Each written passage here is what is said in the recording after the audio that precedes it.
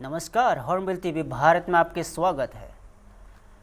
आज की बड़ी खबर उत्तर प्रदेश के बहराइच से सामने आ रही है, जहां मुख्यमंत्री योगी आदित्यनाथ ने एक अहम पुनर्वास योजना की शुरुआत की है। दरअसल बीते वर्ष कटरनिया घाट क्षेत्र के भरतापुर गांव के एक दर्दनाक हादसा हुआ था, जब सरयू नदी में लोगों से भरी नाव डूब गई थी। इस हादसे में 9 लोगों की जान चली गई थी और घटना के बाद सरकार ने तत्काल राहत और बचाव कार्य शुरू किए, लेकिन इस त्रासदी में इलाके की खतरनाक परिस्थितियों को उजागर कर दिया। और मुख्यमंत्री ने बताया कि यहां गांव बेहद संवेदनशील क्षेत्र स्थित था, जहां एक और नदी में मगरमच्छों का खतरा तो दूसरी ओर जंगल से हाथी, तेंदुए और बाघ जैसे जंगली जानवरों का डर बना रहता था। इन्हीं परिस्थितियों को देखते हुए सरकार ने बड़ा फैसला लिया है।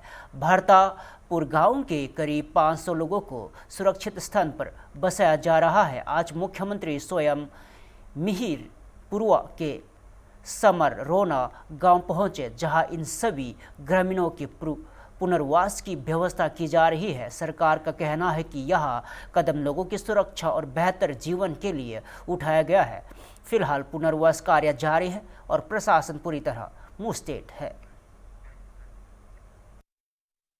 बहनों और भाइयों, याद करिए नवंबर 25 में जब भरतापुर गांव से जुड़ी हुई एक नाव जो बाजार से सामान खरीद करके जा रही थी, सरयू जी की धारा में विलीन हो गई। 9 लोगों की मौत हो गई। उस समय जब मैंने प्रशासन से बातचीत की तो पता लगा कि जहां पे एक दुर्घटना हुई है, वहां पे क्रोकोडाइल और मकर की तमाम खतरनाक जातियां रहती हैं। यानी गांव से सटे हुए क्षेत्र में क्रोकोडाइल हो, मगरमच्छ हो, तो मैं अंदर अंदर कांपा कि भाई आखिर कैसे लोग रहते हैं जंगल के बीच में। उनकी पीड़ा को महसूस किया। मैंने प्रभारी मंत्री को भेजा, जनप्रतिनिधियों का आह्वान किया, ये लोग गए, प्रशासन पूरे दल बल के साथ वहां पहुंचा, राहत कार्यों को आगे बढ़ाया गया, दर्जन भर लोगों को बचाया गया, लेकिन 9 ऐसे सदस्य थे उन परिवारों के जिनको बचाया नहीं जा सका। मैं स्वयं यहां आया था और जब मैंने गांव की स्थिति को देखा तो वास्तव में देख करके ये लगा कि वास्तव में इन लोगों की गलती क्या थी, जो आज तक न इनके लिए सड़क बनी है, न बिजली गई थी, न आवास की सुविधा थी, एक भी पक्का मकान नहीं, एक के घर में भी शौचालय नहीं, एक के पास भी बिजली नहीं। उन बच्चों की गलती क्या, जिन लोगों ने अपने बचपन में भी न सड़क देखी है, न बिजली देखी है, न पानी पीने के लिए भी नदी की धारा से पानी लेना है, यही उनका सहारा थे। जंगल के बीच में एक और हाथी और बाघ का खतरा, तेंदुआ का खतरा, और नदी की ओर से मगरमच्छ का खतरा, जंगल के अंदर से अजगर और विषैले सांपों का खतरा, उसके बीच में रह रहे थे 500 लोग। आज इन 500 लोगों को हम लोगों ने वहां से लेकर के अब भरतापुर ग्राम पंचायत से इन्हें तहसील मिहिरपुरवा में मोतीपुर के इस आपदा प्रभावित परिवारों को विस्थापित करके और इनके पुनर्वास की व्यवस्था का कार्य आज यहां पे संपन्न हो। उत्तर प्रदेश के मिर्जापुर से इस वक्त की बड़ी खबर सामने आ रही है, जहां भ्रष्टाचार के खिलाफ बड़ी कार्रवाई की गई है। बनसागर विभाग में तैनात जूनियर इंजीनियर मुशफिर सिंह यादव को एंटी करप्शन टीम ने रंगे हाथ गिरफ्तार कर लिया है। जानकारी के मुताबिक जेई मुशफिर सिंह यादव एक ठेकेदार के बिल पास करने के नाम पर 1 लाख रुपए की घूस ले रहे थे।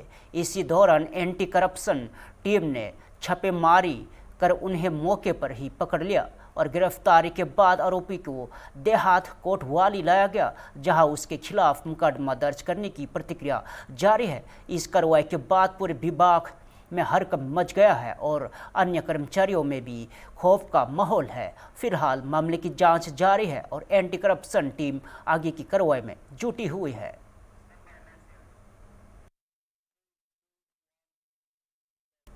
राजस्थान के जोधपुर से इस वक्त की बड़ी खबर सामने आ रही है, जहां गजेंद्र सिंह शेखावत ने रामनवमी के पावन अवसर पर देशवासियों को शुभकामनाएं दी और केंद्रीय मंत्री ने अपने संदेश में कहा है कि आज मर्यादा पुरुषोत्तम भगवान श्री राम का जन्म उत्सव है, जिससे पूरे भारत और दुनिया भर में श्रद्धा और उत्साह के साथ मनाया जा रहा है। उन्होंने कहा है कि भगवान राम का आदर्श चरित्र और उनके दिव्य दर्शन हम सभी को जीवन के हर क्षेत्र में मर्यादा और कर्तव्य का पालन करने की प्रेरणा देते हैं।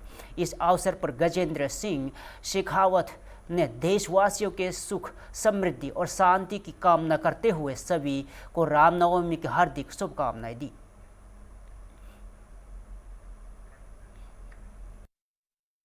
मर्यादा पुरुषोत्तम भगवान श्री राम का जन्मदिन है और पूरा देश और देश के अतिरिक्त दुनिया भर में रहने वाले भारतीय जो भगवान श्री राम में आस्था रखते हैं, वो सभी लोग आज अत्यंत उत्साह के साथ में रामनवमी का उत्सव मनाएंगे। भगवान राम का चरित्र, भगवान राम का दिव्य दर्शन हम सबको जीवन के हर भूमिका में एक आदर्श और मर्यादा का स्मरण कराता है। भगवान राम के जन्म दिवस की बहुत सारी शुभकामनाओं के साथ में मैं आप सबकी खुशहाली के लिए, आप सबकी प्रसन्नता के लिए, आप सबके ऐश्वर्य के लिए, आप सबके गृह शांति के लिए आप सबको बहुत सारी शुभकामनाएं देता हूँ। भगवान श्री राम के जन्म दिवस से लेकर के विश्व में शांति व्यापित हो, शांति का माहौल हो और भारत विकसित होने की दिशा में और अधिक गति के साथ में। राजधानी लखनऊ में एक बार फिर से पोस्टर वार शुरू हो गया है, जिससे सियासी पारा चढ़ गया है। समाज सेवी देवेंद्र तिवारी द्वारा लगाए गए पोस्टर ने विवाद खड़ा कर दिया है। इस पोस्टर में फिल्म धुरंधर में दिखाए गए लियारी का जिक्र करते हुए समाजवादी पार्टी पर निशाना साधा गया है। पोस्टर पर लिखा गया, सपा का लियारी प्यार ना भूले और ना भूलेंगे। साथ ही इसमें कई पुरानी घटनाओं की काटिंग लगाकर सपा शासनकाल की कानून व्यवस्था पर सवाल उठाए गए। पोस्टर बीबीआईपी चौराहे के पास लगाया गया, जिसमें दावा किया गया है कि सपा शासनकाल में अंडरवर्ल्ड से नेताओं के संबंध थे और प्रदेश की स्थिति लियारी जैसी हो गई थी, जहां हत्या, लूट और डकैती की घटनाएं आम थी। और पोस्टर के जरिए वर्तमान सरकार की तारीफ करते हुए कहा गया है कि योगी आदित्यनाथ के नेतृत्व में कानून व्यवस्था सुधार हुआ है और प्रदेश में कानून का राज स्थापित हुआ है। पोस्टर लगाया है 2012 से 17 के बीच समाजवादी पार्टी सरकार में जिस तरीके रेप की घटनाएं हुई, कर्फ्यू लगा और तमाम उत्तर प्रदेश में अगर कानून व्यवस्था की बात करें तो जंगल राज का भी जिक्र है। पोस्टर, क्या इस पोस्टर का थीम है, क्या इसकी लाइन है? ऐसा है कि अभी एक धुरंधर मूवी लॉन्च हुई जिस पर तमाम तरह की बातें कही जा रही हैं और मुख्य उसमें दिखाया गया है कि किस तरह से अतीक का आतंक था जो अंडरवर्ल्ड से जुड़ा हुआ था, तमाम सारी चीज़ें दिखाई गई। हम माननीय अखिलेश यादव जी से कहेंगे कि उनके राज्य में लड़ाई जैसी स्थिति थी उत्तर प्रदेश की, हर जगह रेप, जगह जगह मर्डर्स, ब्राह्मणों की हत्या, तमाम जघन्य अपराध होते थे, भूमाफियाओं का बोलबाला था पूरे प्रदेश में। कोई इधर इन्वेस्ट करने के लिए नहीं आना चाह रहा था। महिला, बेटियां, हमारी बहनें, कोई भी सुरक्षित नहीं थी। लड़ाई जैसी स्थिति थी। जो स्थिति थी वो पूरी सुधार हुई है और मैं चाहता हूं कि खुद अखिलेश जी देखें कि अब पहले में और अब में क्राइम में कितना सुधार हुआ है। ये मैं बहुत उसके साथ कह सकता हूँ। बाकी खुद ही देख लीजिए, तो पोस्टर्स लगे हुए हैं, इनमें सारा कुछ दर्शाया गया है। और जो ये मूवी दिखाई जा रही है जिसपे पूरा समाजवादी उर्मा बौखलाया हुआ है, जो उसमें पूरी तरह से रियलिटी दिखाई गई है। तमाम सारे अधिकारियों ने भी इसमें बाइट दी है कि उस समय जब इन लोगों की अरेस्टिंग हुई तो इनके पाकिस्तान से कैसे रिश्ते थे, अंडरवर्ल्ड से कैसे रिश्ते थे, सब कुछ दर्शाया गया है। ये पोस्टर की लाइन क्या है जो आपने लिखी है? अब पोस्टर की लाइन तो आप देख लीजिए ना, दरारी राज्य न भूले हैं न भूलेंगे। जिस तरह का गुंडा राज्य, माफिया, भूमाफिया, बहन बेटियों के साथ बलात्कार जिस तरह जलाया जाता था, वो सारी चीजें हम लोग नहीं भूले हैं और ना आगे आने वाले 27 में भी भूलेंगे। और हमेशा के लिए जिस तरह बीजेपी माननीय मुख्यमंत्री योगी आदित्यनाथ जी के राज्य में आज सभी सुरक्षित संरक्षित हैं, वो आगे भी रहें। वही इस पोस्टर विवाद पर समाजवादी पार्टी के कड़ी आपत्ति जताई है। सपा प्रमुख अखिलेश यादव के खिलाफ लगे पोस्टरों को लेकर पार्टी की नाराजगी है और सपा प्रवक्ता अभिषेक बजपेयी ने बीजेपी पर निशाना साधते हुए इस पूरे मामले को राजनीतिक साजिश बताया है। फिलहाल इस पोस्टर वार ने राजधानी की सियासत को गरमा दिया है और आरोप प्रत्यारोप का दौर तेज हो गया है। भारतीय जनता पार्टी के तथाकथित नेता देवेंद्र तिवारी जी ने भारतीय जनता पार्टी और समाजवादी पार्टी के बीच में तुलना की है। वह भूल जाते हैं तुलना करते समय कि अजय मिश्रा टेनी ने जब भरे समाज में एक शुक्ला बंधु को जूतों से मारने की बात कही थी, तो मुझे लगता है कि ब्राह्मणों का सम्मान कैसे मान सम्मान बढ़ गया, वह भूल जाते हैं। वह भूल जाते हैं कि मुख्यमंत्री योगी आदित्यनाथ जी ने कैसे भगवान शंकराचार्य का अपमान किया और उनसे सर्टिफिकेट मांगा। तो वह तुलना करते समय भूल गए कि क्या मुख्यमंत्री जी से वो संत होने का सर्टिफिकेट मांग सकते हैं। और तो और जब तुलना कर रहे थे तो बेचारे यह भी भूल गए कि 10-90 में काम करने वाली महिला को रात में 12 बजे अपने लिए पुलिस बुलानी पड़ी थी ताकि वह आराम से घर जा सके। इसके लिए तो तुलना करते समय यह भी भूल गए कि मुख्यमंत्री योगी आदित्यनाथ जी के ऊपर कितने आपराधिक मुकदमे थे। 302 के मुकदमे भी थे, 304 का भी मुकदमा था, कई सारे मुकदमे थे जिसमें बाकायदा उनके ऊपर आरोप लगे हुए थे, न्यायालय में विचाराधीन चल रहे थे। मुख्यमंत्री बनते ही सबसे पहले उन्होंने अपने मुकदमे खत्म कराने का काम किया।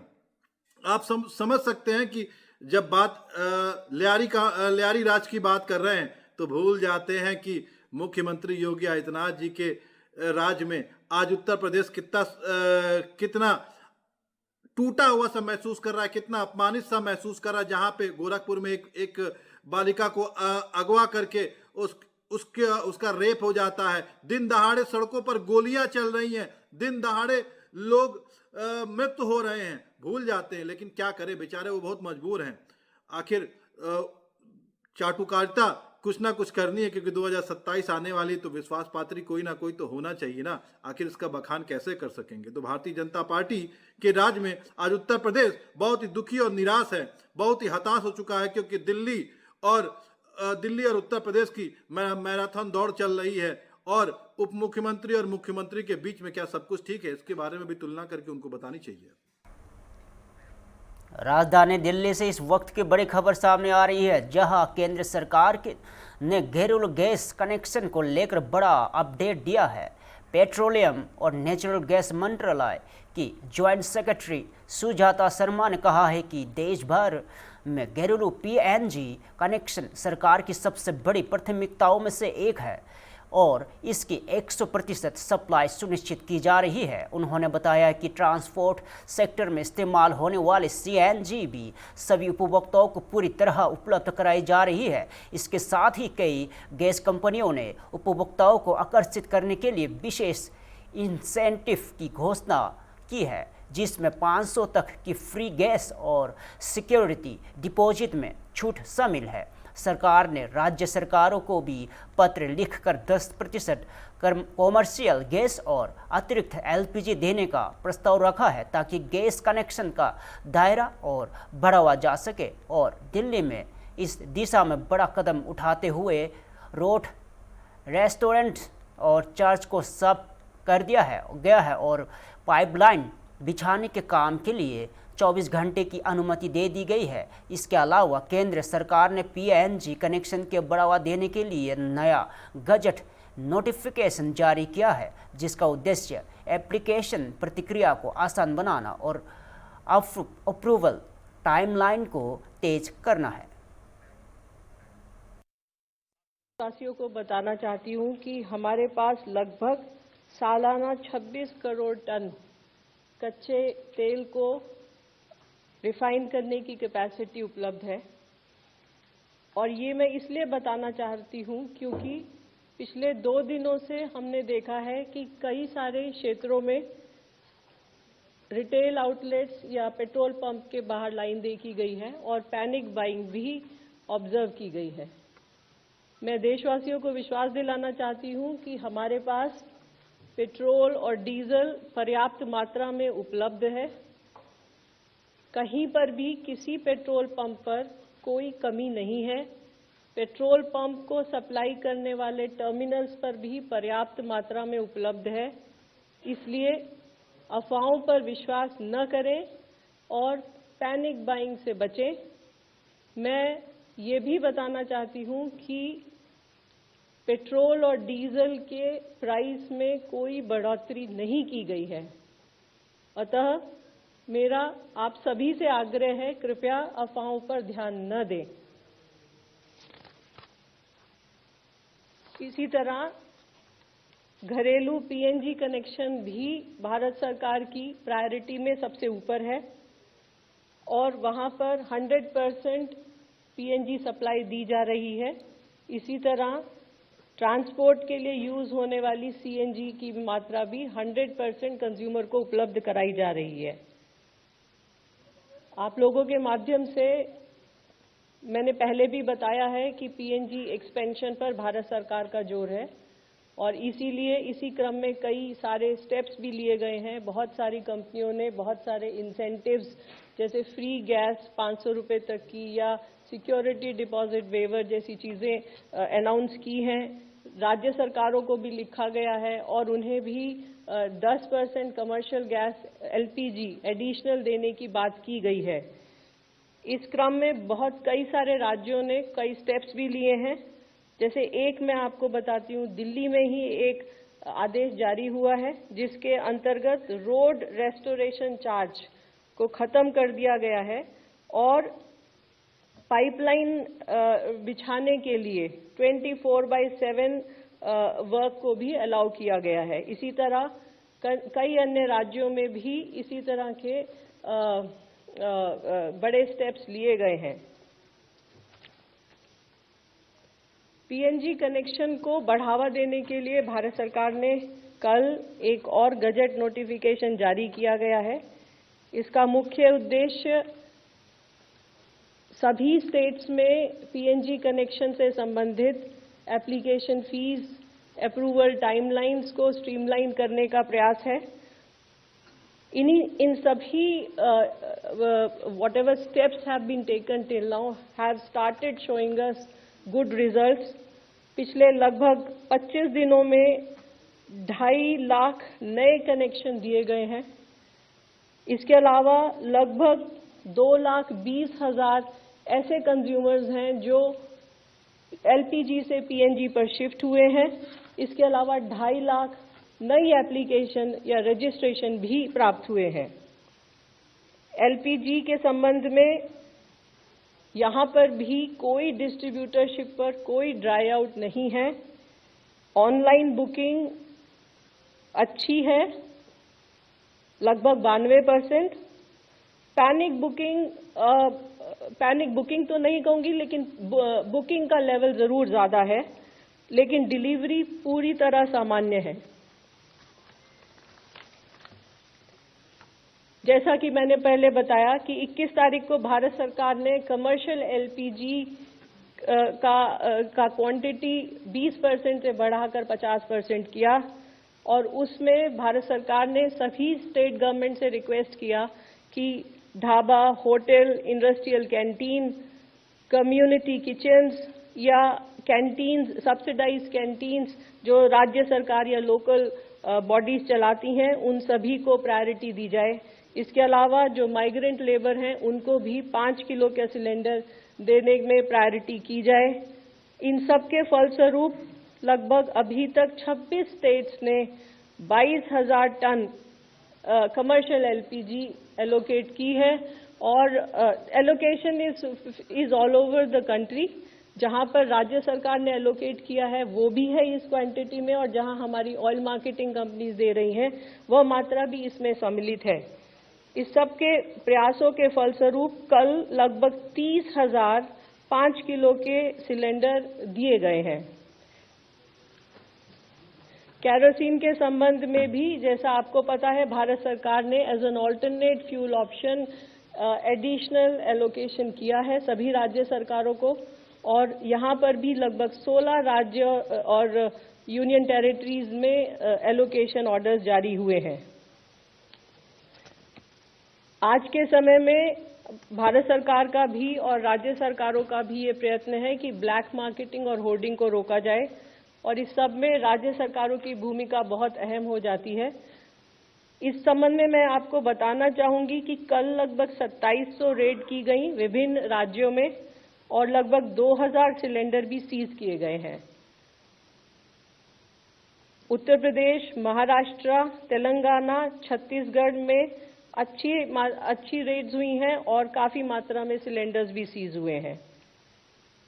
इसके अलावा ऑयल मार्केटिंग कंपनीज के ऑफिशियल्स के द्वारा भी सरप्राइज इंस्पेक्शन जारी हैं। अभी तक लगभग 290 शो कॉज नोटिस इशू किए जा चुके हैं।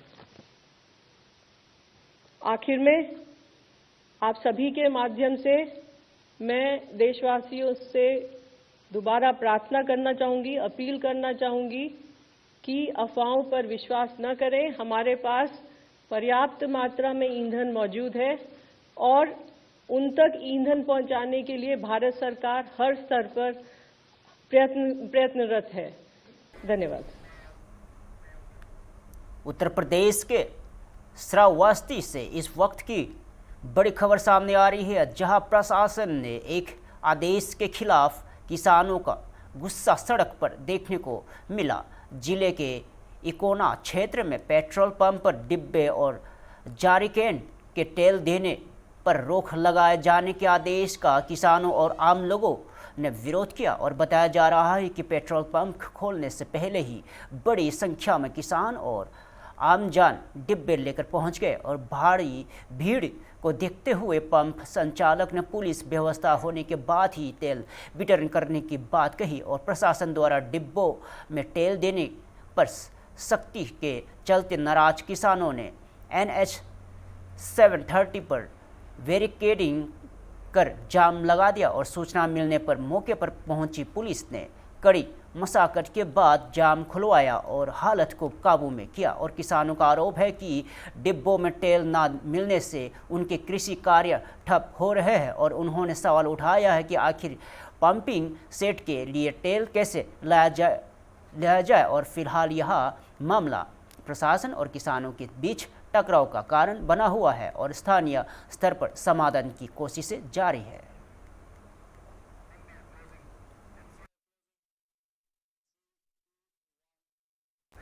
फिलहाल के लिए इतना ही।